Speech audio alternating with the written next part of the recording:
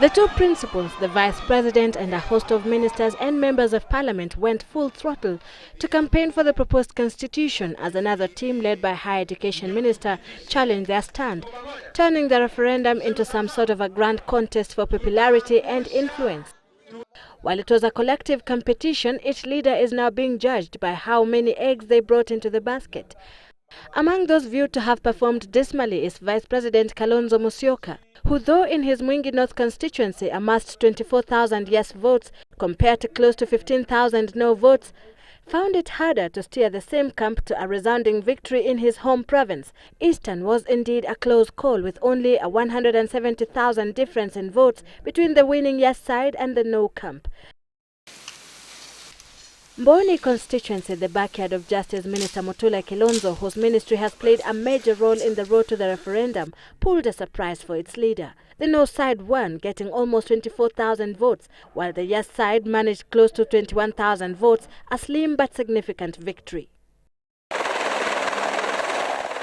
Eldoret North constituency, the political base of Higher Education Minister and the de facto leader of the no team, William Ruto, had a close call, with 65,000 voters rejecting the draft, while 43,000 voted yes.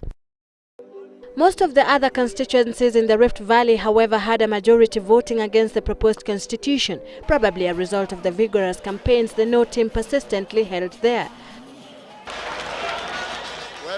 Aldai, for example, represented by Agriculture Minister Dr. Sally Kosgei, who was a staunch yes campaigner, had 33,000 people rejecting the constitution, while only 7,000 endorsed it.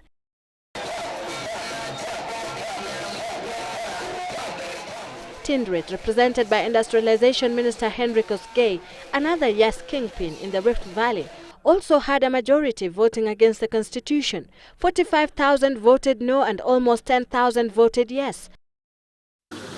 Bureti constituency, represented by Roads Minister Franklin Bate, a vocal yes campaigner, delivered the highest no vote. 52,800 people voted no, while only 1,700 voted yes. And Kipkelion Energy Assistant Minister Margaret Langat's backyard had 52,000 voting no and almost 10,000 voting yes.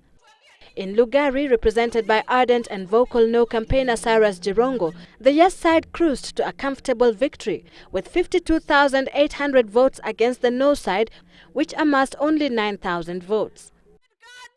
Naomi Shaban, the no team's Iron Lady, could only manage to bring in 3,000 no votes to the table, with 11,000 of her constituents voting yes.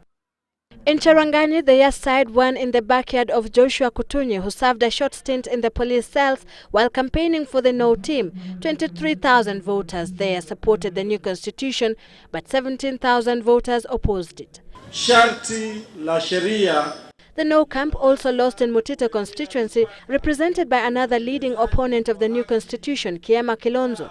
The yes side won in Mutito, getting 14,000 votes there, compared to the no side's 9,700 votes. Another outspoken no campaigner, Samuel Pugisio, performed dismally in his Kachaliba constituency, as 9,000 people there voted no, while the yes camp settled for about 4,000 votes. Sylvia Chebet, Citizen TV.